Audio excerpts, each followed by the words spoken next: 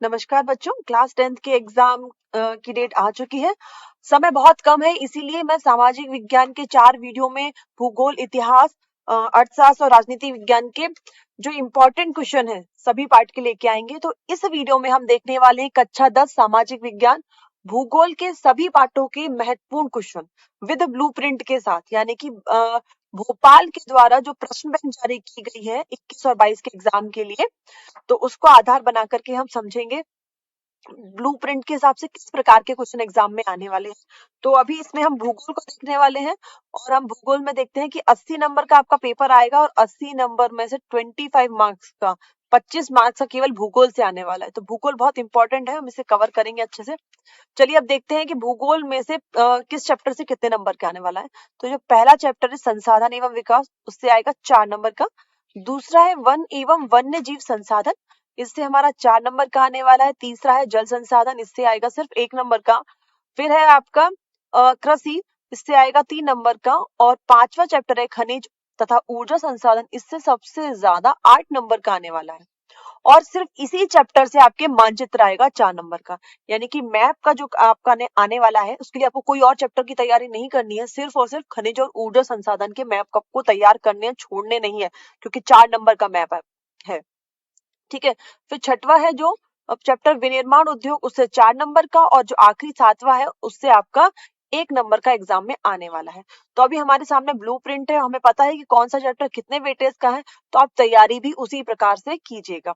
तो सबसे पहले ये 5 नंबर का जो चैप्टर, इसको खत्म कर दीजिए। मैप में जो बुक में दिए हैं उनमें जो लोकेशन है वो आप समझ लीजिए। मैं इस पे एक सेपरेट वीडियो बनाऊंगी, उसमें जो इंपॉर्टेंट पॉइंट्स है वो सारे कवर करा देंगे, तो बाहर एक भी नहीं जाएगा। फिर ये पहला और दूसरा आप करें कंप्लीट, और फिर से ये छठवां। तो जो आपका 3rd और 7 नंबर का, इस पे ज्यादा ध्यान देने की जरूरत नहीं है, क्योंकि मात्र एक ओटी आने वाली है। ठीक है, तो जितना इसमें मैं आपको बताने वाली हूँ उतना ही ओटी कवर कीजिए।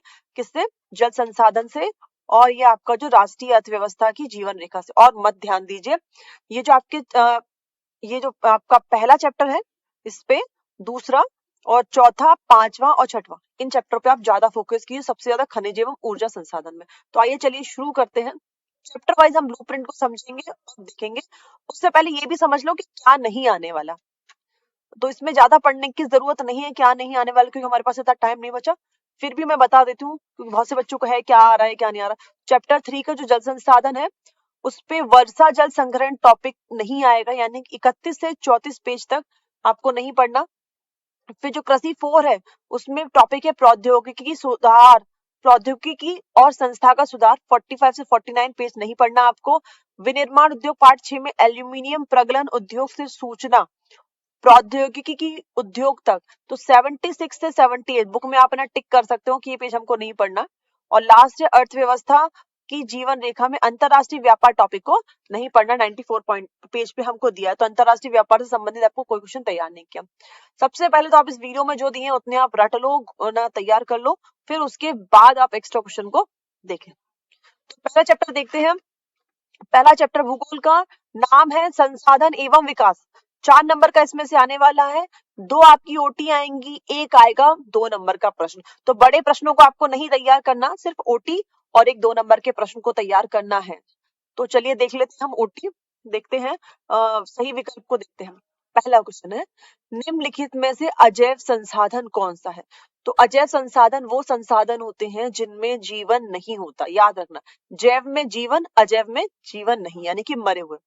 तो ऑप्शन देखिए, मनुष्य, मत्स्य जीवन, चट्टाने और प्राणी जगत। तो इसमें चट्टाने हैं, इसमें जीवन नहीं होता, बाकी तीनों में जीवन होता है। तो अजैव संसाधन का उदाहरण है आपका चट्टाने। काली मिट्टी निम्नलिखित में से किस फसल के लिए सर्वाधिक उपयोगी है? तो काली मिट्टी आपकी कपास के लिए सबसे ज्यादा उपयोगी है, इसीलिए काली मिट्टी को कपास वाली मिट्टी भी बोलते हैं। अच्छा, काली मिट्टी एक और नाम से जानी जाती है, इसको रेगड़ मिट्टी या रेगुर मिट्टी भी कहते हैं। रेगड़ या रेगुर मिट्टी भी कहते हैं। ठीक है, काली मिट्टी को एक ही बात है। और इसमें सबसे अच्छी खेती होती है कपास की। नेक्स्ट देखेंगे, भारत में कितने भूभाग पर वनों का विस्तार होना चाहिए?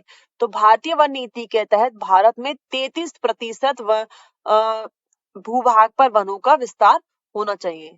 ठीक है, नेक्स्ट देखिए, किस राज्य में सीढ़ीदार सोपानी खेती होती है? सीढ़ीदार सोपानी खेती पहाड़ों पे की जाती है। पहाड़ों को यहाँ इस तरह से काट काट करके इस पर यहाँ पे पेड़ उगाए जाते हैं। तो इस तरह की जो सीढ़ीदार आपको कृषि दिख रही है, सोपानी कृषि दिख रही है, ये पहाड़ों पे की जाती है। और इन तीनों में सबसे ज्यादा पहाड़ है उत्तराखंड में। तो सही उत्तर है उत्तराखंड में। ठीक है, तो किस राज्य में सीढ़ीदार खेती होती है? उत्तराखंड में। नेक्स्ट है, ज्वारीय ऊर्जा निम्नलिखित में से किस प्रकार का संसाधन नहीं है? नहीं आया, किस प्रकार का नहीं है? तो 3 प्रकार का जो होगा और 1 प्रकार का नहीं। तो ज्वारीय ऊर्जा क्या? जो समुद्र में जो लहरें आती हैं उससे जो ऊर्जा बनाते हैं उसको हम ज्वारीय ऊर्जा कहते हैं। तो पुनः पूर्ति योग्य है। ठीक है, क्योंकि एक बार आज हमने हवा लहरें आ रही, फिर बन गई, फिर लहरें आ रही, फिर बन रही ऊर्जा। ठीक है, मानव करते क्योंकि मानव ही बनाता है इस ऊर्जा को। अजैव है, इसमें जीवन नहीं होता, ये भी है। अचक्रीय, अभी क्या है, ये ज्वारीय ऊर्जा चक्रीय होती है। क्या होती है? चक्रीय। इन्होंने कह दिया अचक्रीय, तो ये ही आपका आंसर है। इस प्रकार का संसाधन नहीं है। आगे देखो, निम्नलिखित में से किस प्राकृतिक संसाधन का भंडार सीमित है? भंडार सीमित है मतलब कि वो लिमिटेड मात्रा में, अगर हम इसका इस्तेमाल करते जाएंगे अंधाधुन तो हो सकता है कि एक टाइम पे वो खत्म हो जाए। तो कौन कौन से ऑप्शन है? खनिज तेल, पवन, सौर ऊर्जा, जलीय ऊर्जा। तो इसमें सही उत्तर है खनिज तेल। खनिज तेल सीमित मात्रा में हम इस्तेमाल कर देंगे पेट्रोल डीजल केरोसिन का तो वो खत्म हो जाएंगे। पवन तो हवा चल रही है, अब तो असीमित भंडार है। सौर मतलब सूर्य से मिलने वाली ऊर्जा असीमित है। और जलीय ऊर्जा जो जल के बहने से जो ऊर्जा बनी वो भी असीमित है। किस कमीशन ने सतत पोषणीय विकास की अवधारणा दी? तो सतत पोषणीय विकास की अवधारणा दी है ब्रुंडलैंड ने। सतत पोषणीय विकास की अवधारणा दी है ब्रुंडलैंड ने। निम्नलिखित में से मरुस्थलीय मृदा किस राज्य में पाई जाती है? तो मरुस्थलीय रेतीली मृदा पाई जाती है राजस्थान में। मरुस्थलीय और रेतीली मृदा कहाँ पाई जाएगी? राजस्थान में। एक बार फिर से देख लेते हैं। अजैव संसाधन जिनमें जीवन नहीं है, चट्टाने। काली मिट्टी में कौन सी फसल है? कपास की फसल। कितने प्रतिशत भूभाग पे वनों का विस्तार होना चाहिए? तो 33%। फिर किस राज्य में सीढ़ीदार सोपानी खेती होती है? तो उत्तराखंड में। और ज्वारीय ऊर्जा का किस प्रकार का संसाधन नहीं है? तो अचक्रीय नहीं है। ठीक है, अचक्रीय। फिर निम्नलिखित में से किस प्राकृतिक संसाधन का भंडार सीमित है? तो खनिज तेल का भंडार सीमित है। सतत पोषणीय विकास की अवधारणा दी है ब्रुंडलैंड कमीशन ने। और मरुस्थलीय मृदा पाई जाती है आपकी राजस्थान में। आगे देखते हैं, रेगिस्तानों को देखते हैं पार्ट 1 के। लौह अयस्क किस प्रकार का संसाधन? तो लौह अयस्क एक अजैव संसाधन है। कैसा संसाधन है? अजैव। क्या इसमें जीवन होता है? नहीं होता। तो लौह अयस्क कैसा एक अजैव संसाधन है।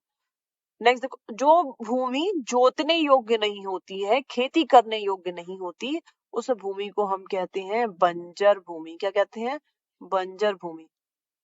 नेक्स्ट है, काली मृदा को रेगुर मृदा भी कहते हैं। रेगुर, रेगुर।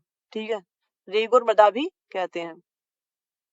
भारत की कुल सिंचित, सिंचित नहीं, यहाँ पे सूचित होगा, सूचित क्षेत्र, जितना मतलब क्षेत्र हमको भारत का पता है कि वहां पे क्या होता है, हम सर्वे कर चुके हैं जितने क्षेत्र में, उतने में से कितने हिस्से में खेती की जा सकती है। मतलब जितना भी हमको भारत का क्षेत्र पता है उसमें से हम कितने प्रतिशत हिस्से पर खेती कर सकते हैं? तो 54% हिस्से पर हम खेती कर सकते हैं। देश के कुल क्षेत्रफल का 43% भूभाग कैसा है? भूभाग कैसा है मतलब मैदान है, पठार है या फिर पहाड़ है? तो मैदान।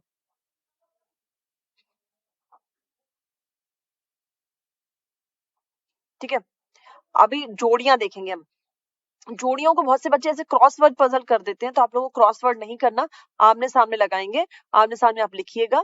ठीक है, तो ये यहाँ पर और सुनो, हाँ ये भी कर देते हैं आप, जैसे क्या कर लिया, आ लिखा, आ के उत्तर, जैसे कि मान लो विकासशील देश का उत्तर क्या है? भारत है, तो आ एक की जगह गा लगाते हो, ऐसे भी मत किया करो, सीधा लिखो। इसमें बड़ी दिक्कत होती है, आपको भी कई बार गलती हो जाती है और चेक करने वाले को भी करते हो। तो जैसे विकासशील देश, यहीं पे देख लो, ये विकासशील देश है, तो इसके सामने डायरेक्ट लिखो भारत, इस तरह से लिखो।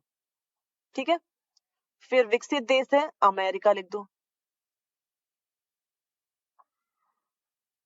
सामने लिखेंगे कॉपी में, पेपर में।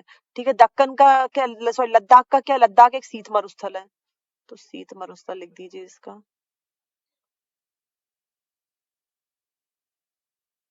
अच्छा, जोड़ियों में आप एक काम किया करें, 5 आपको दी जाती हैं, 5 सामने दी है, तो जो आपको पहले आ रही है उनको आप पहले लिख लीजिए। फिर जो बची है, जो 1-2 आपकी बची आपको नहीं आ रही, तो जो बाकी ऑप्शन में है उनमें से आप सोचिए कि क्या हो सकता है, ऐसे भी कर सकते हैं। राजस्थान, राजस्थान में क्या है, थार का मरुस्थल है, ठीक है, मरुस्थल। और लावा क्या है, यहाँ पे जगह नहीं इसलिए मैं यहाँ पे डायरेक्ट मिला दूं, दक्कन का ट्रैप है। मैं यहाँ पर लाइनें बनाऊंगी सिर्फ इसलिए ताकि जल्दी हो सके, लिखने में टाइम जाएगा इसीलिए, ठीक है, क्योंकि अभी हमको यहाँ पे लर्न करना है, समझना है। विकासशील देश भारत, विकसित देश अमेरिका, लद्दाख शीत मरुस्थल है, ठंड वाला मरुस्थल है, वहां पे बर्फ ही बर्फ बिछी रहती है, तो पेड़ पौधे कुछ लग नहीं पाते हैं। राजस्थान के मरुस्थल को हम थार का मरुस्थल कहते हैं, और लावा के प्रभाव से निर्मित है दक्कन ट्रैप। अभी देखते हैं सत्य और असत्य। इसमें हम डायरेक्ट नंबर डाल करके सत्य लिख सकते हैं, पूरा पेपर में लिखने के आने सत्य असत्य में क्वेश्चन, मान लो क्वेश्चन नंबर 4 है तो प्रश्न को 4 लिखो, या फिर ऐसे लिख दो प्रश्न 4। और पहले का उत्तर क्या है, मान लीजिए क्या है, पुरानी जलोढ़ मृदा को भांगर कहती है, सत्य, तो 1 नंबर डाल करके सत्य लिख दीजिए। इस तरह से कॉपी में लिखा करें, ठीक है। अभी देखो याद कैसे रखोगे, ये सत्य है, पुरानी जलोढ़ मिट्टी यानी पुरानी है, बेकार है, तो भांगर, भांगर शब्द कैसे याद रहेगा, पुरानी है, बेकार है, भांगर। और नई जलोढ़ मिट्टी को खादर कहते हैं, खादर मतलब खाद शब्द आ गया, तो खाद है यानी कि उपजाऊ है, अच्छी है, नई है, ठीक है, तो ये सत्य हो गया। दूसरा है लेटराइट, ग्रीक शब्द ग्रीक भाषा के शब्द लेटर से लिया गया, ये भी क्या है, सत्य है।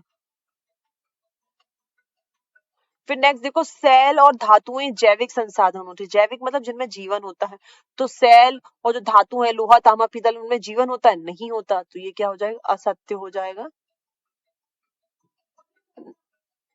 नेक्स्ट है पंजाब और हरियाणा में 80% भूमि पर खेती की जा सकती है, ये भी सत्य है, पंजाब हरियाणा की 80% भूमि पर खेती की जा सकती है।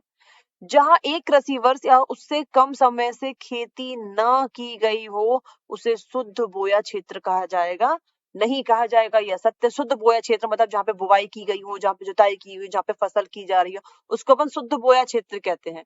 और ये कह रहे हैं कि खेती की ही नहीं जा रही है, तो ये क्या है, असत्य है।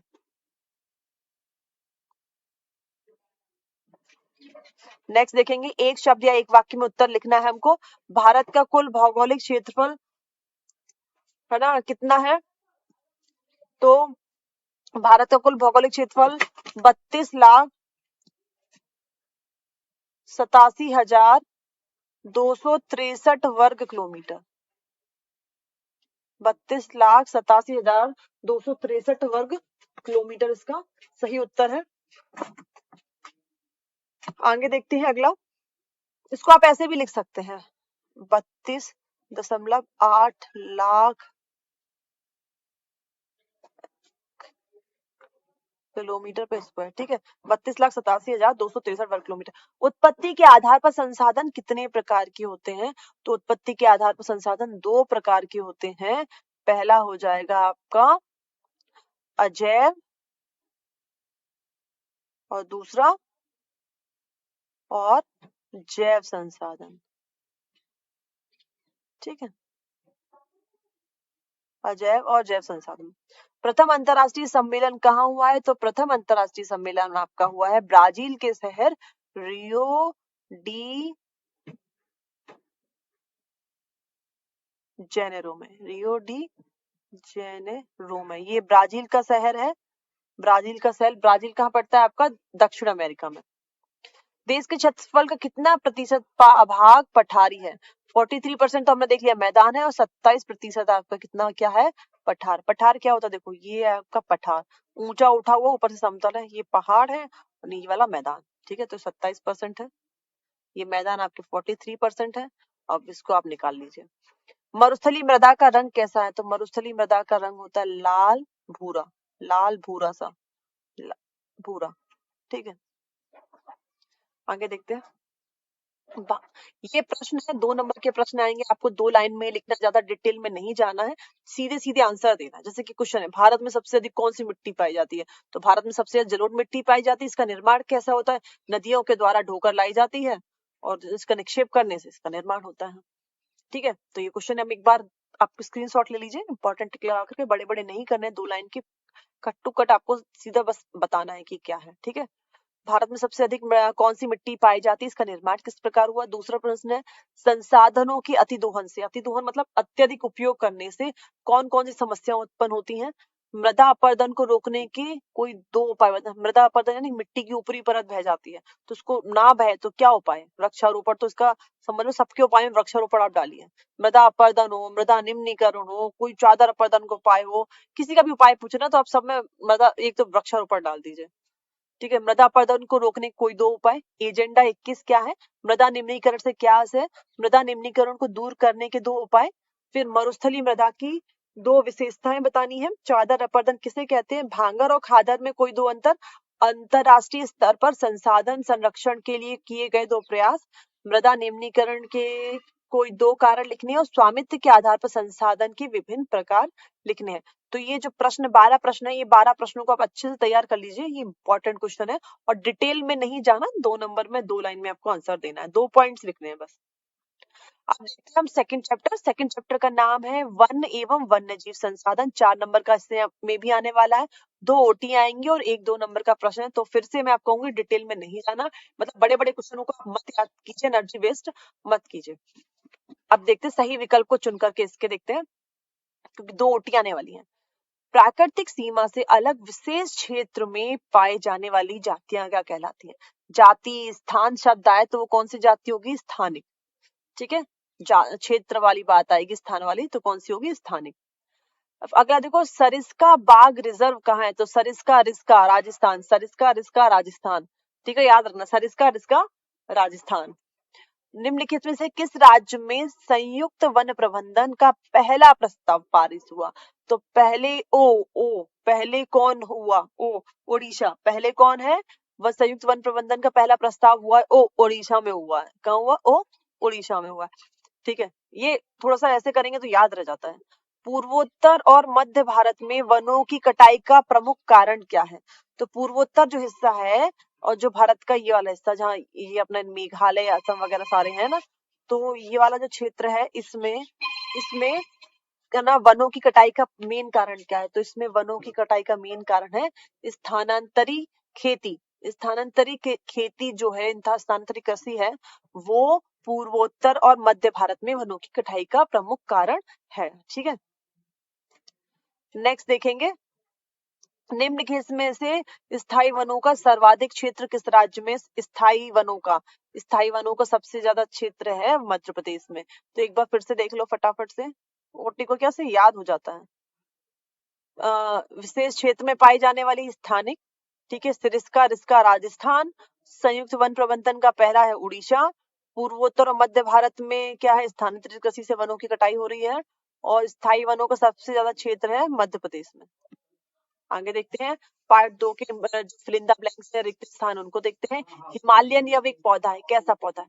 तो देखो, हिमालयन यव जो है, हिमालयन यव के जो पत्ते हैं, पेड़ है, छाल है, उससे एक केमिकल निकलता है, उसको अपन टेक्सोल कहते हैं। टेक्सोल। ठीक है, इंग्लिश में ऐसे लिख लो, टेक्सोल।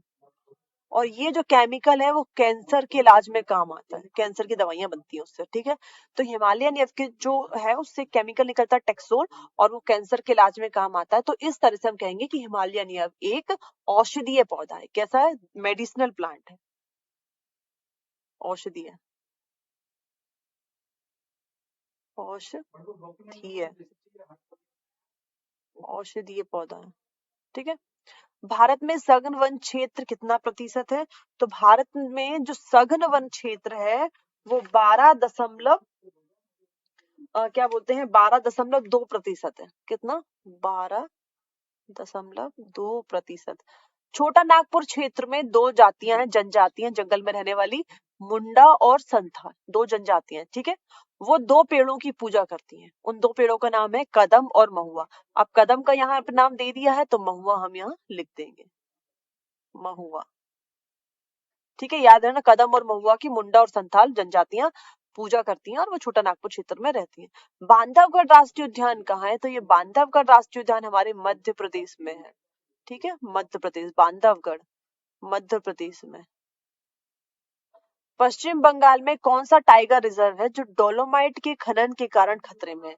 तो जो बक्सा टाइगर रिजर्व है, बक्सा पश्चिम बंगाल का, वो खतरे में है क्योंकि उसके बगल में डोलोमाइट का खनन होता है।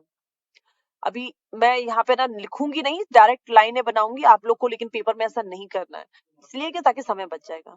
तो काला हिरण क्या है हमारा, एक मिनट, हाँ, काला हिरण क्या है, संकटग्रस्त है। काला हिरण क्या है, संकटग्रस्त है। ये एक लगा दो, ऐसे याद भी रहेगा। स्थाई हाथी क्या है, एशियाई हाथी, ये आपका सुबेद है, यहाँ पे 2 नंबर लगा दो। अंडमान का जो जंगली सुअर है, अंडमान में अकल मिलेगा, तो स्थानिक हो जाएगा ये। ठीक है, हिमालयन ये जो भालू है, बुरा भालू, बहुत कम है, दुर्लभ, बहुत कम दिखाई देता है। ठीक है, और गुलाबी सिर वाले जो बतख है वो लुप्त हो चुकी, खत्म हो चुकी, मिलेगी नहीं अब आपको।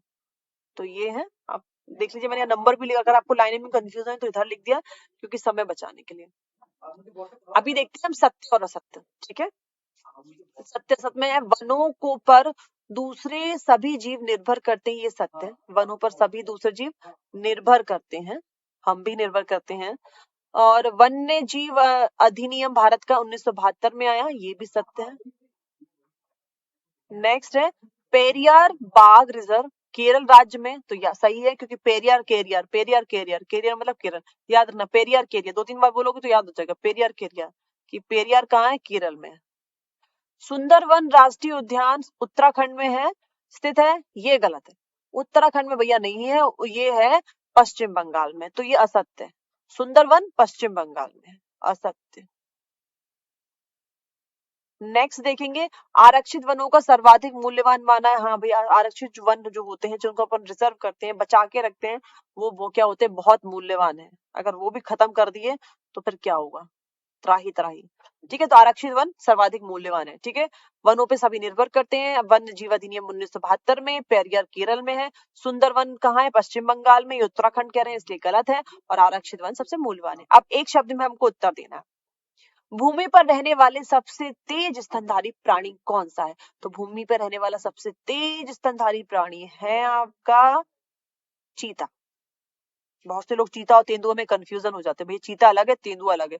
चीते के मुंह में क्या है, इसकी आंखें होती है ना यहाँ पे, तो यहाँ पे ऐसे आंसू जैसे बने होते हैं, ये चीता की पहचान है। और तेंदुए के नहीं होते, तो ये जो ब्लैक ब्लैक इस तरह से, ये इसकी चीते की पहचान है।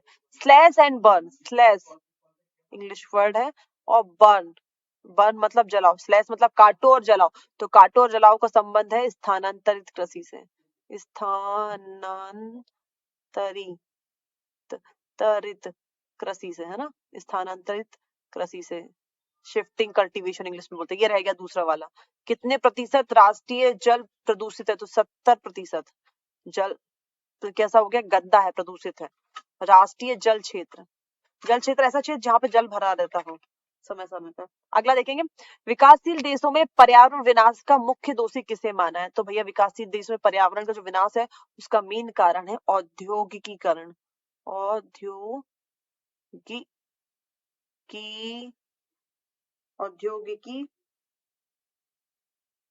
ये पेन नहीं चल रहा है क्या, औद्योगिकीकरण, हाँ, औद्योगिकीकरण। नेक्स्ट देखेंगे, टिहरी के किसानों के द्वारा कौन सा आंदोलन, टिहरी है के किसानों के द्वारा 2 आंदोलन है, बुक में जो आपकी प्रश्न बैंक उसमें सही दिया नहीं दिया, पर टिहरी के किसानों के द्वारा बीज बचाओ आंदोलन और नवदान्य नाम के 2 आंदोलन चलाए गए। बीज बचाओ आंदोलन, ठीक है, किताब पे लिख दोगे तो ठीक है, एक लिख दो, बीज बचाओ आंदोलन, दूसरा नवदान्य। अभी देखते हैं, इससे क्वेश्चन आएगा, एक प्रश्न आएगा 2 नंबर का आएगा, तो ये 8 प्रश्न आपको दिए हैं, मोस्ट इंपॉर्टेंट है, सिर्फ 30 शब्दों के अंदर 2 लाइन के अंदर आपको एक्सप्लेन करना है, ज्यादा डिटेल में नहीं जाना है।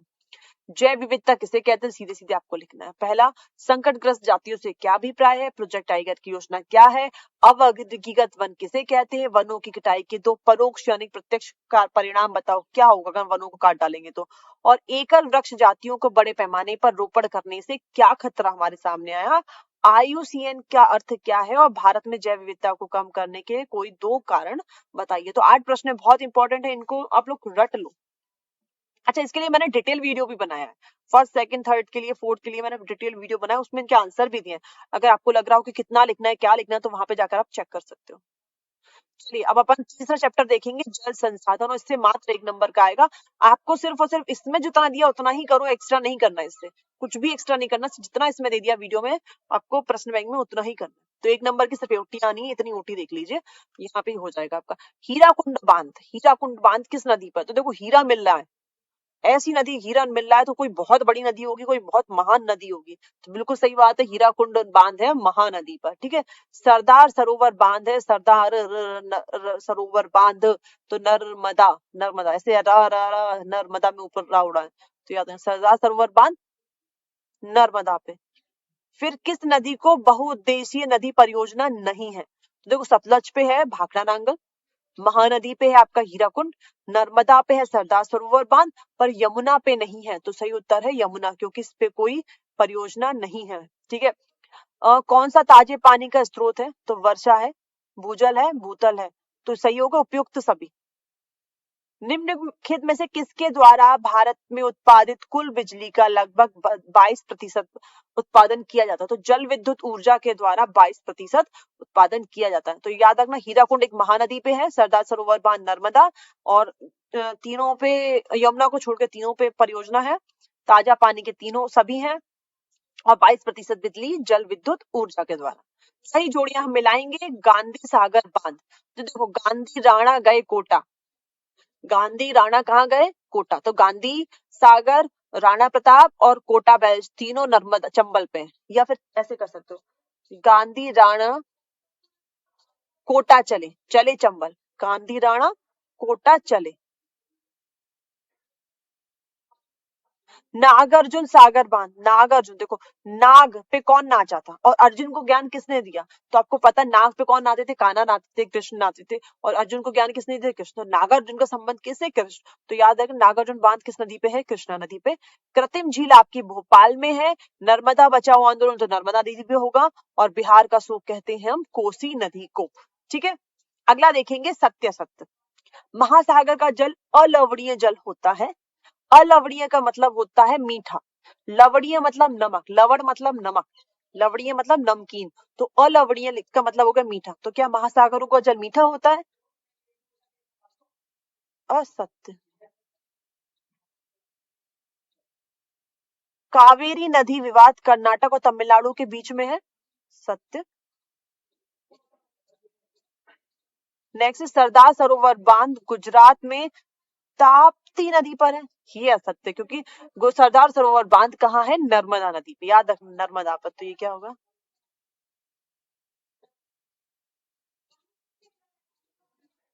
प्राचीन भारत में चंद्रगुप्त मौर्य के समय बृहद स्तर पर बांध, झील और सिंचाई तंत्र का निर्माण कराया गया, सत्य। फिर पंडित जवाहरलाल नेहरू ने बांधों को आधुनिक भारत के मंदिर कहा, ये भी सत्य। तो ये याद रखना, पंडित जवाहरलाल नेहरू ने कहा था, बहुत से लोग कंफ्यूज हो जाते हैं, महात्मा गांधी लगा देते हैं। पंडित जवाहरलाल नेहरू ने बांधों, आधुनिक भारत के मंदिर बांधों को कहा था। ये है, एक शब्द में उत्तर देना है हमको 1 नंबर का, क्योंकि वे शब्द में लिखेंगे। अब भारत में कुल विद्युत का कितना उत्पादन, कितना प्रतिशत भाग जल विद्युत से प्राप्त होता है? जल विद्युत से हमको 22%, हमने अभी देखा था, 22% हमको जल विद्युत से प्राप्त होता है। भारत में सतलज व्यास नदी है, उनके बेसिन पे कौन सा बांध बना है? इसमें बनाया है भाखड़ा नांगल या नांगला, भाखड़ा नांगला बांध, भाखड़ा नांगल बांध। बिहार का शोक किसे कहते हैं? बिहार का शोक कहते हैं दामोदर नदी को, दामोदर नदी को, ठीक है। कोयना बांध किस नदी पर स्थित है? कोयना किस राज्य में स्थित है? सॉरी, किस राज्य में स्थित है? तो ये है महाराष्ट्र। भैया क्वेश्चन सही से पढ़ना, बहुत हड़बड़ी में पढ़ते तो कुछ का कुछ अपन कर जाते हैं, मेरे साथ तो यही होता है, तो बहुत ध्यान से पढ़ना है ना, हड़बड़ी में नहीं। सरदार सरोवर बांध परियोजना कितने राज्यों की संयुक्त परियोजना? तो ये 4 राज्यों की संयुक्त परियोजना है।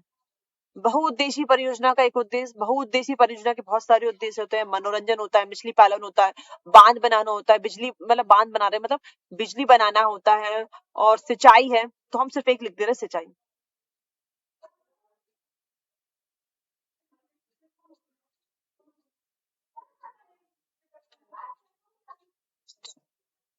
अगला पार्ट देखते हैं। पार्ट है हमारा 4, कृषि है, 3 नंबर का इसमें आने वाला है। एक आएगी आप, 2 तो आपकी ओटी आने वाली हैं, तो 2 ओटी आएंगी और एक आपका 2 नंबर का प्रश्न, तो ये 4 नंबर हो गए।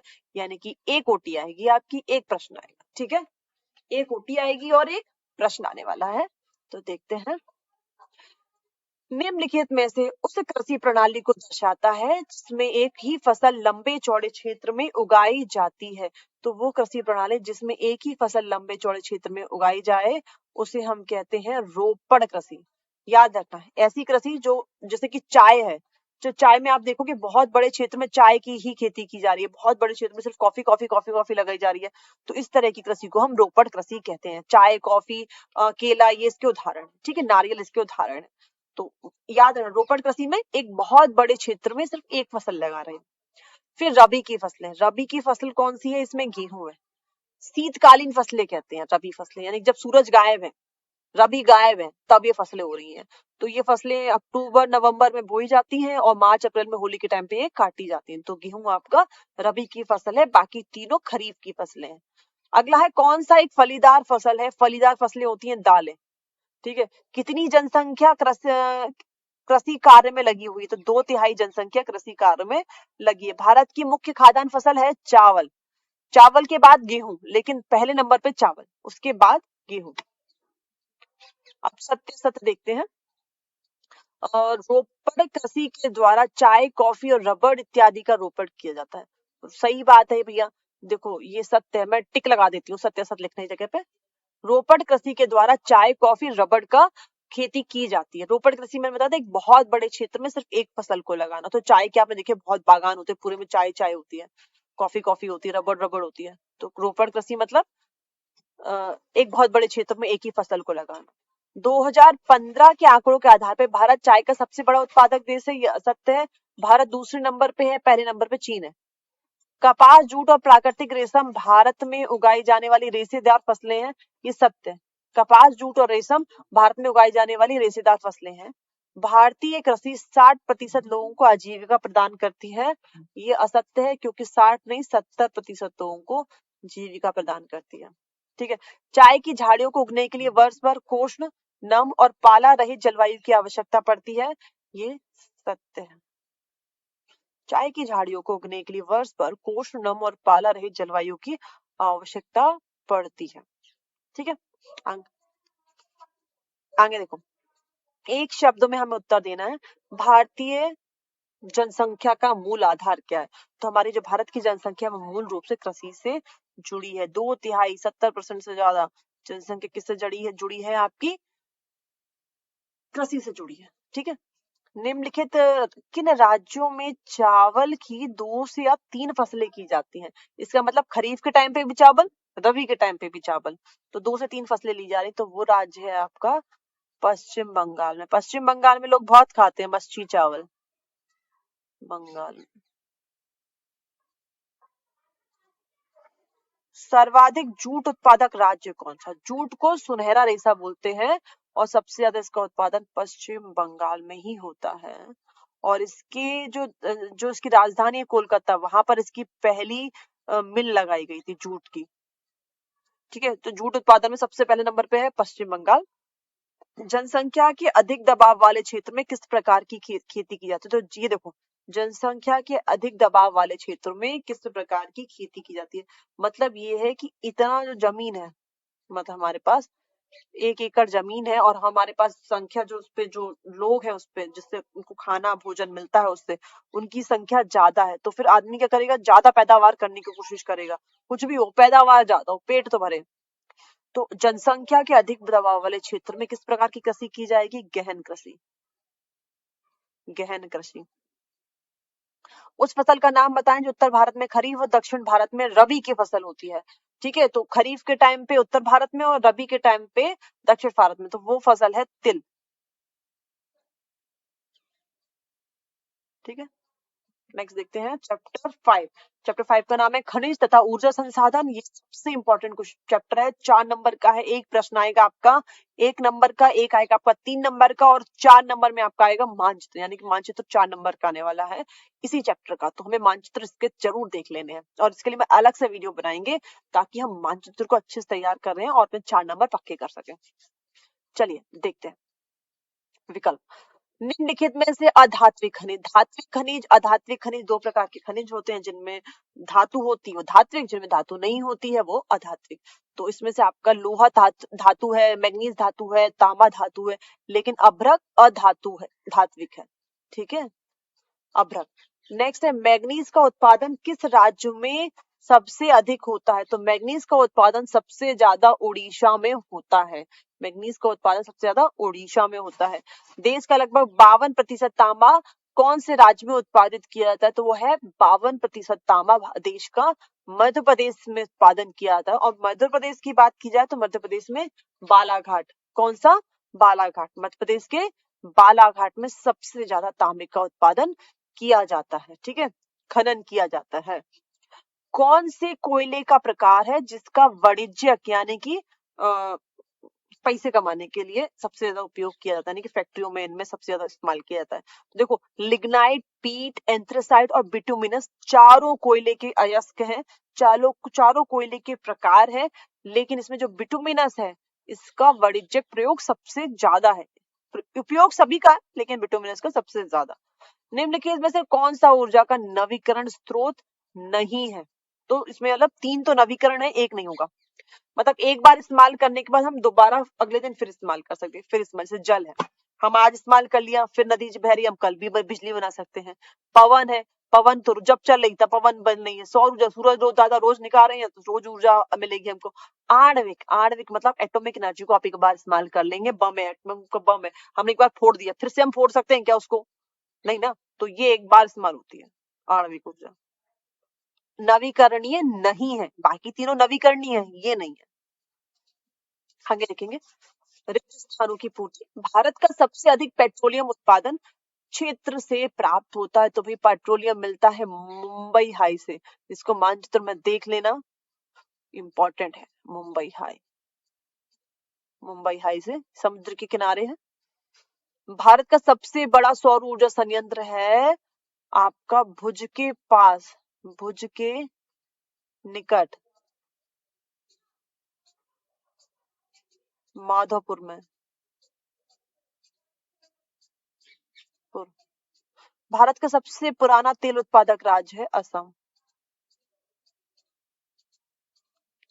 कोयला उत्पादन में भारत का 5वां स्थान है, 5वां, ऐसे लिख दो, 5th। जलोढ़, हाँ यहाँ देखो, जलोढ़ निक्षेप को और क्या कहते हैं? तो जलोढ़ निक्षेप यानी कि जल के धोकर लाए गए जो भी चीजें होती हैं, बचती हैं, जब नदी के आसपास जो भी इकट्ठा हो जाता है उसको जलोढ़ निक्षेप कहते हैं। इसमें आपके बहुत सारे, जब नदी ना उसको पहाड़ों को काटती हुई आती तो उसमें जो भी खनिज है उनको साथ भी अपने साथ ले आती है, और जब वो समतल जगह पे आती तो अपने, जब उसकी गति धीमी होती तो वो आसपास उसको वो इकट्ठा कर देती है, तो उसे जलोढ़ निक्षेप कहते हैं। इसको प्लेसर निक्षेप भी बोलते हैं। क्या बोलते हैं? प्लेसर। इसमें कई सारे खनिज मिलते हैं। प्लेसर निक्षेप, ये नदी के द्वारा निक्षेप, सॉरी, प्लेसर निक्षेप।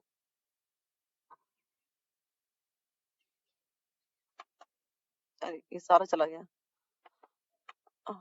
यहाँ पे लिख देते हैं प्लेसर निक्षेप, ये 5वां।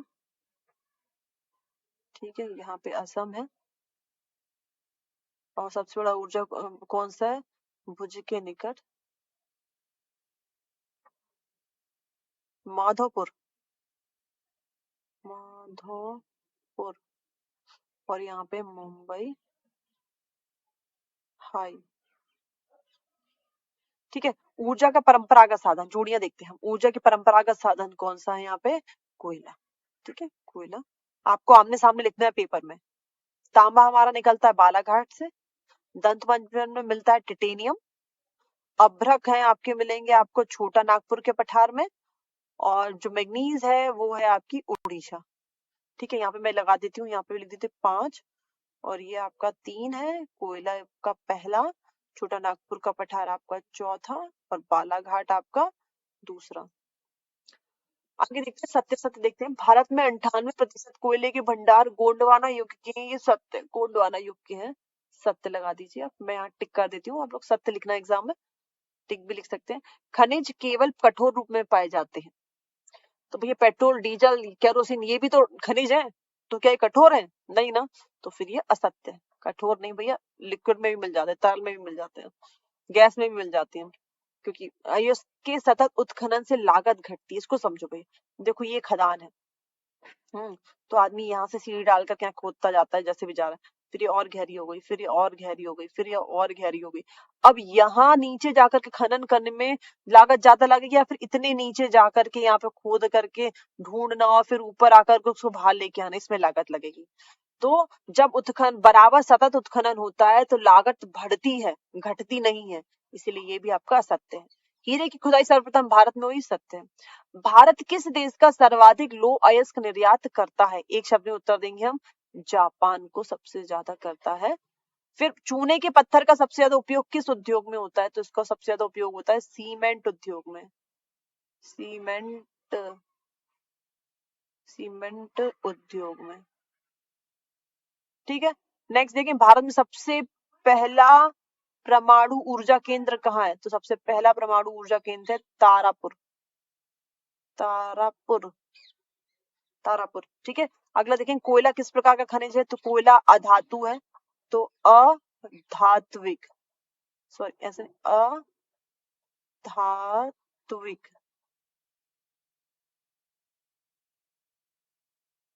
धात्विक ऊर्जा, ऊर्जा खनिज, अधात्विक ऊर्जा खनिज, अधात्विक ऊर्जा खनिज। ठीक है, प्रश्न देख लेते हैं, इंपॉर्टेंट प्रश्न इस चैप्टर के। 3 नंबर में उत्तर देना है तो 3 पॉइंट तो आपको मिनिमम लिखने पड़ेंगे, 4 लिखने कोई मतलब नहीं है, 3 लिखने हैं और उनको बताना है। पहला पॉइंट क्या है? खनिज के संरक्षण क्यों आवश्यक? 3 बातों बताइए कि क्यों आवश्यक है। अवसादी चट्टानों में खनिजों का निर्माण किस प्रकार होता है? दंत मंजन में कौन कौन से खनिज होते हैं, सहायक होते हैं? खनिज संसाधनों के संरक्षण को, उनको बचाने के कोई 3 उपाय बताएं। परंपरागत ऊर्जा और गैर परंपरागत ऊर्जा में कोई 3 अंतर बताने हैं। ताप विद्युत और जल विद्युत में भी कोई 3 अंतर। खनिज क्या है? लौह खनिज में कोई 3 अंतर।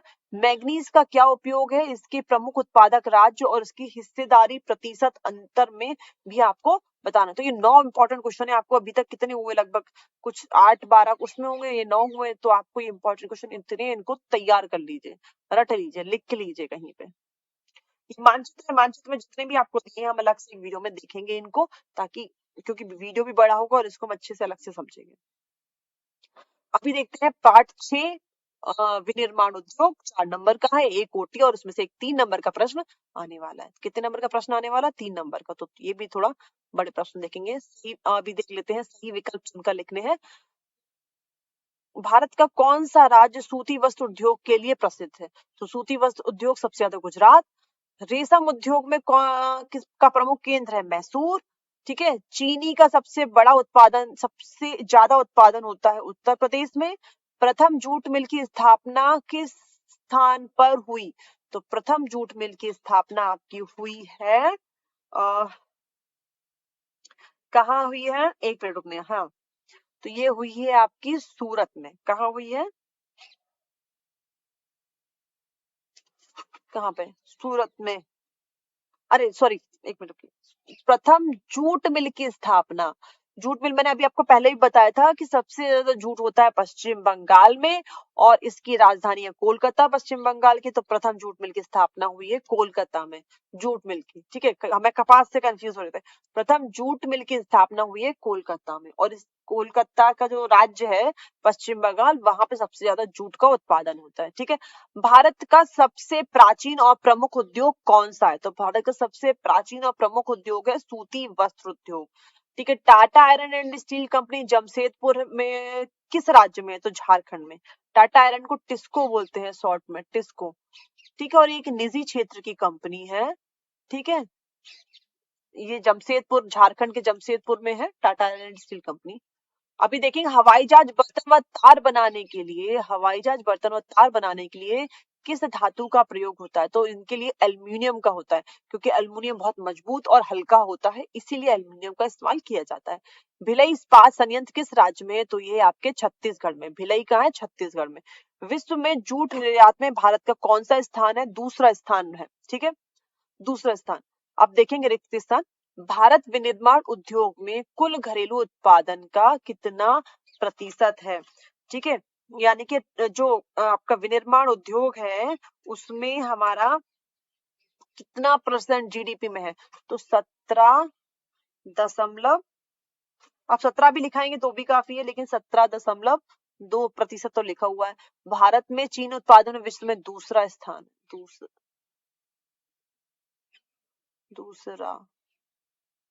दूसरा स्थान है। ठीक है, कौन सा स्थान है? दूसरा स्थान है। नेक्स्ट देखेंगे, गुजरात में कृत्रिम वस्त्र उद्योग में उद्योग स्थापित किए गए हैं सूरत में। सूरत वस्त्र उद्योग में कितने लोग कार्यरत हैं? तो आपके जो वस्त्र उद्योग है उसमें आपके लगभग 350, कितने? 350 लाख लोग, 350 लाख, 350 लाख लोग कार्यरत हैं। बोकारो इस्पात संयंत्र कब स्थापित किया गया है? तो 1972 में। एक बार फिर से देख लो, विनिर्माण उद्योग में कुल घरेलू उत्पादन का 70.2%। चीनी उत्पादन में भारत दूसरे नंबर पे है। कृत्रिम वस्त्र उद्योग सूरत में स्थापित किए। वस्त्र उद्योग में 350 लाख लोग काम करते हैं और बोकारो जो संयंत्र है वो 1972 में स्थापित किया गया। अब देखेंगे सही जोड़ियां मिलानी है। ठीक है, तो इसमें देख लो, सबसे पहले जो हमको समझ में आ रहा है वायु प्रदूषण समझ में आ रहा है इससे, कार्बन मोनोऑक्साइड से। फिर सीमेंट उद्योग में क्या है? चूना पत्थर, हम कई बार देख चुके हैं। कृषि आधारित उद्योग संयुक्त क्या होगा? ये सूती वस्त्र हो जाएगा। बजाज ऑटो लिमिटेड निजी उद्योग है और ये आपका ऑयल इंडिया लिमिटेड संयुक्त उद्योग है। ठीक है, आमने सामने लिखा है, यहाँ पे मैंने आपको इस तरह से लिख दिया है। टिस्को एशिया महाद्वीप का सबसे बड़ा इस्पात कारखाना है। सत्य सत्य बताना, तो ये सत्य है। कृषि और तथा उद्योग एक दूसरे के पूरक हैं, सत्य है, क्योंकि उद्योगों में कच्चा माल कृषि से मिलता है। अब कृषि में जो पैदावार हुई है वो कहाँ जाएगा? उद्योगों में जाएगी, तो एक दूसरे के पूरक है। और नेक्स्ट देखेंगे, तृतीय कार्य में लगे लोग कच्चे माल को परिष्कृत वस्तुओं में परिवर्तित करते हैं। गलत है। कच्चे माल को परिष्कृत वस्तुओं या पक्के माल में कहाँ बनाया जाता है? उद्योगों में, फैक्ट्रियों में। और उद्योगों फैक्ट्रियों में जो काम हो रहा है, कच्चे माल को जो पक्का माल बनाया जा रहा है वो तीसरे क्षेत्र का नहीं, दूसरे क्षेत्र का कार्य है, दूसरे क्षेत्र का। ठीक है, तो ये गलत है, तीसरे क्षेत्र का नहीं है, ये गलत है, क्रॉस कर दो। भारत में जापान को सूत निर्यात किया जाता है, सत्य है। सार्वजनिक क्षेत्र का उद्योग Tata iron and steel company TISCO है। यहाँ देखो क्या, टाटा आयरन स्टील कंपनी तो है लेकिन ये सार्वजनिक नहीं है, वो क्या है? निजी है, निजी निजी क्षेत्र की कंपनी है। ठीक है, ये गलत है। भारत में चीनों की मिल सबसे अधिक उत्तर प्रदेश में है, सत्य है। उर्वरक उर्वरक जो आप ना बोरे में भर करके लेके आते हो और खेतों में डालते हो, खाद जिसे आप बोल देते हो, तो उर्वरक बनाने के लिए लोहा, अयस्क, कोयला, चूना का उपयोग किया जाता है, ये असत्य है। उर्वरक में इन सब के क्या इस्तेमाल है? उसमें तो केमिकल डालते हैं। अभी देखेंगे आगे। एक शब्द एक वाक्य में उत्तर लिखने हैं आपको। ठीक है, तो स्वामित्व के आधार पर उद्योगों को कितने वर्गों में बांटा जाता है? तो 3 वर्गों में। 3 लिख दो यहाँ पे, निजी स्वामित्व, सहकारी और सरकारी।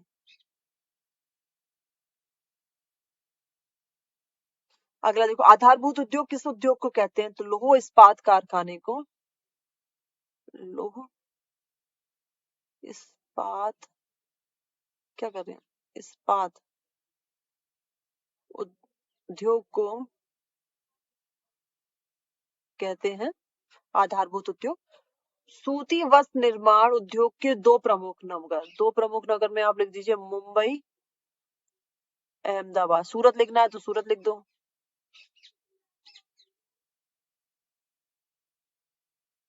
बाद, ठीक है। भारत का मैनचेस्टर कहते हैं अहमदाबाद को।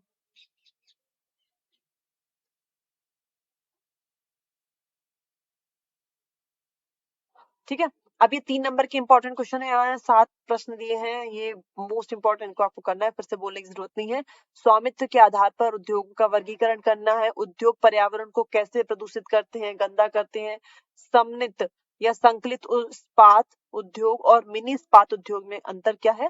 आधारभूत उद्योग क्या है, उदाहरण देके समझाइए। उद्योगों की अवस्थिति को प्रभावित करने वाले 3 भौतिक और उद्योगों की अवस्थिति को प्रभावित करने वाले 3 मानवीय कारक बताने हैं। सार्वजनिक उद्योग और निजी उद्योग में 3 अंतर बताने हैं। 3-3 पॉइंट लिखेंगे क्योंकि 3 नंबर का पॉइंट वाइज लिखेंगे तो हर एक पॉइंट पे आपको 1 नंबर मिलेगा। हेडिंग बना के लिखेंगे सुंदर सा। अगला देखते हैं पार्ट 7 और इससे आने वाला है आपका मात्र 1 नंबर का 1 ओटी आने वाली है बस, और कोई प्रश्न नहीं, कोई प्रश्न नहीं। ठीक है, सिर्फ 1 ओटी आने वाली, राष्ट्रीय अर्थव्यवस्था की जीवन रेखा। सही विकल्प चुन करके हमको लिखना है। देखते हैं भारतीय रेल परिवहन में कितने रेल प्रखंड यानी कि रेल जोन में पुनः संकलित किया गया है, तो 16। रेल परिवहन को 16 जोन है, 16 प्रखंड हैंगे। 2 दूरस्थ स्थित उत्तर दक्षिणी गलियारे से जोड़ने वाले कौन कौन से, तो देखो ये उत्तर होता है ऊपर का, नीचे का दक्षिण, तो भारत के उत्तर का और दक्षिण को जोड़ने वाला जो गलियारा है वो किन 2 जगह को जोड़ता है, तो पहला ऊपर वाला है श्रीनगर और यहाँ नीचे है कन्याकुमारी। इसको हम कहते हैं उत्तर दक्षिण गलियारा। ठीक है, तो ये गलियारा हो जाएगा आपका श्रीनगर और कन्याकुमारी। स्वतंत्रता प्राप्ति के पश्चात कच्छ की खाड़ी में पहले पत्तन के रूप में विकसित किया, वो है कांडला। वायु परिवहन का राष्ट्रीयकरण कब हुआ है, तो वायु परिवहन का राष्ट्रीयकरण हुआ 1953 और 1853 में पहली रेल चली थी। ठीक है, तो वायु परिवहन का राष्ट्रीयकरण हुआ है 1953 में। अगला देखिए, भारत के कुल निर्यात का 50% लौह अयस्क किस बंदरगाह से जाता है। ठीक है, तो जो मुंबई सॉरी गोवा का मार्मा गोवा है वहां से जाता है। गोवा का जो मार्मा गोवा है 50% लौह अयस्क का निर्यात मार्मा गोवा से होता है। अभी देखेंगे रिक्त स्थानों की पूर्ति। इतने लाख लोग पर्यटन उद्योग से प्रत्यक्ष रूप से जुड़े हैं, तो 150 लाख लोग, 150 लाख से अधिक लोग पर्यटन उद्योग से प्रत्यक्ष रूप से जुड़े हैं। राज्यों और देशों में व्यक्तियों के बीच का जो आदान प्रदान है उसको हम व्यापार कहते हैं। ठीक है, देश की राष्ट्रीय समाचार व संदेश माध्यम है और विश्व के बृहत्तम संचार तंत्र में से एक है आपका दूरदर्शन।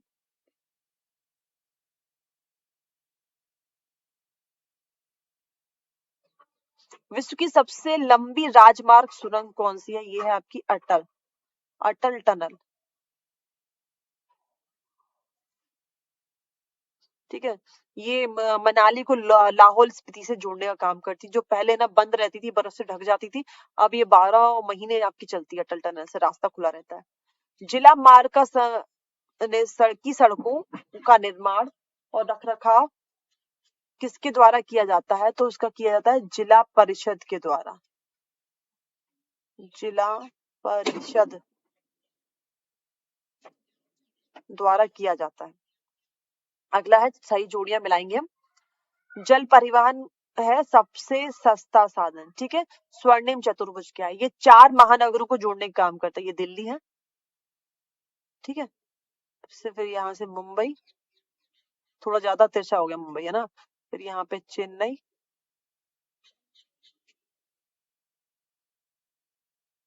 ठीक है, और ये है यहाँ पे कोलकाता। इन 4 महानगरों को जोड़ने के लिए जो अब क्वाड्रेटल या चतुर्भुज सा दिखाई दे रहा है, इसे हम स्वर्णिम चतुर्भुज कहते हैं। सड़क मार्ग है, ठीक है, महाराजमार्ग है। फिर देश की पहली गाड़ी चली 1853 में और राजमार्ग को निर्माण कराता है लोक निर्माण विभाग यानी कि PWD। चलिए अब देखते हैं हम सत्य, उससे पहले हम, क्योंकि पत्तन बार बार आ रहा है, हम देख लेते हैं कौन सा पत्तन कहाँ है। तो अभी हमने कांडला सुना था, देश के बाद कच्छ के पास जो बना, तो ये कांडला है। इसको दीनदयाल पोर्ट भी आज बोलते हैं। फिर ये मुंबई देख लीजिए, महाराष्ट्र में है। इसी के नीचे जवाहरलाल नेहरू पोर्ट है, ये भी। फिर ये गोवा का पणजी है और ये मार्मागो है, मार्मागो देख लीजिए। कर्नाटक का मैंगलोर, केरल का कोच्चि इंपॉर्टेंट है, तमिलनाडु के दक्षिण में तुतिकोरिन इंपॉर्टेंट है, और ऊपर एन्नौर और चेन्नई। फिर ये आपका आंध्र प्रदेश का विशाखापट्टनम, उड़ीसा का पारादीप और पश्चिम बंगाल का हल्दिया। ये मेन पोर्ट्स हैं जिनके मैंने आपको दिखा दिया, थोड़ा सा लोकेशन भी अब एक बार और नजर डाल लीजिए। मुंबई की मुंबई जो ये है, ये मुंबई ये वाला, ठीक है। एक बृहत पत्तन है जिसके खुले, विस्तृत व सुचारू पोत्रास है, ये सत्य है। डिजिटल भारत एक ज्ञान आधारित परिवर्तन के लिए भारत के लिए तैयार करने का, भारत को तैयार करने का विशाल कार्यक्रम है, सत्य है। कांडला बंदर का एक ज्वारीय पत्तन है, सही है, ये रहा आपका कांडला। भारत विश्व के सर्वाधिक सड़क जाल वाले देशों में से एक है, ये भी सत्य है।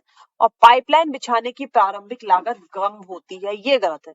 कम नहीं होती, बहुत ज्यादा होती है। शुरुआत में जब पाइपलाइन बिछाई जाती है तो उसकी लागत कम होती है, फिर उसका खर्चा कम आता है, क्योंकि शुरू में आपको कहाँ से पाइप निकालेंगे, किस जगह से निकालें, किसी के थोड़ा ना घुसेड़ देंगे, उसकी आपको जगह भी लेनी पड़ेगी, पाइप भी बिछाने पड़ेंगे, मजदूर भी लगाने पड़ेंगे, फिटिंग भी करनी पड़ेगी, इतने लंबे कहाँ से कहाँ तक किलोमीटर के पाइप बिछाने पड़ेंगे, तो शुरू में लागत ज्यादा होती है। गलत कह रहे हैं, इसको आप क्रॉस कर दो, असत्य कर दो। एक शब्द में उत्तर देना है। देश का कितने प्रतिशत व्यापार समुद्रों के द्वारा होता है, तो 95% व्यापार समुद्रों के द्वारा होता है। कुछ जो बहुत जल्दी खराब होने वाली चीजें होती हैं उनको ही हम ना उसे किससे, हवाई जहाज के द्वारा भेजते हैं, वरना इसी से ही होता है। या पूर्वी तट के साथ तमिलनाडु के दक्षिण पूर्वी छोर पर कौन सा पद है, ये तमिलनाडु है, इसका दक्षिण पूर्वी छोर होगा तुतिकोरिन, तो यहाँ पे लिख दो तुतिकोरिन, तुतिकोरिन। हमारे देश में सर्वाधिक हिंदी समाचार कौन सी भाषा में प्रकाशित होते हैं, तो हिंदी, हमारे समाचार पत्र सबसे ज्यादा किस भाषा में प्रकाशित होते हैं, तो वो है हिंदी। जो व्यक्ति उत्पाद को परिवहन द्वारा उपभोक्ता तक पहुंचे, मतलब जैसे कि हमको सामो उपभोक्ता है, कोई भी सामान खरीदते हैं तो हमको सामान कौन लेके आएगा, दुकानों पे कौन लाता है, गाड़ियों से खरीद, कहीं दिल्ली से लेके आ रहा है, कहीं भोपाल से लेके आ रहा है, कहीं कहीं से मंगा रहा है, तो वो कौन लाएगा, तो वो कौन लाता है, व्यापारी। अलग अलग जगह से व्यापारी क्या परिवहन के द्वारा सामान लाएगा और फिर उपभोक्ता तक वो पहुंचाएगा। कम दूरी की बात हो, कम व्यक्तियों की बात है, कम वस्तुओं की बात हो, कम कम पैसे में हो, तो क्या होगा, सड़क परिवहन। थोड़ी दूर की बात है तो हम क्या इस्तेमाल करेंगे, सड़क। स्लिप हवाई जहाज थोड़ा ना जाएंगे, जहाज थोड़ा ना जाएंगे, थोड़ी दूर की बात है, कम लोगों को ले जाना है, कम सामान, ज्यादा सामान तो ले जाना नहीं कि ट्रक का इस्तेमाल करें, और ट्रक भी आएंगे तो कैसे जाएंगे, सड़क पे तो जाएंगे। Thank you for watching, I hope it's for useful for you. तैयारी करिए, एग्जाम नजदीक आ चुके हैं। Thank you.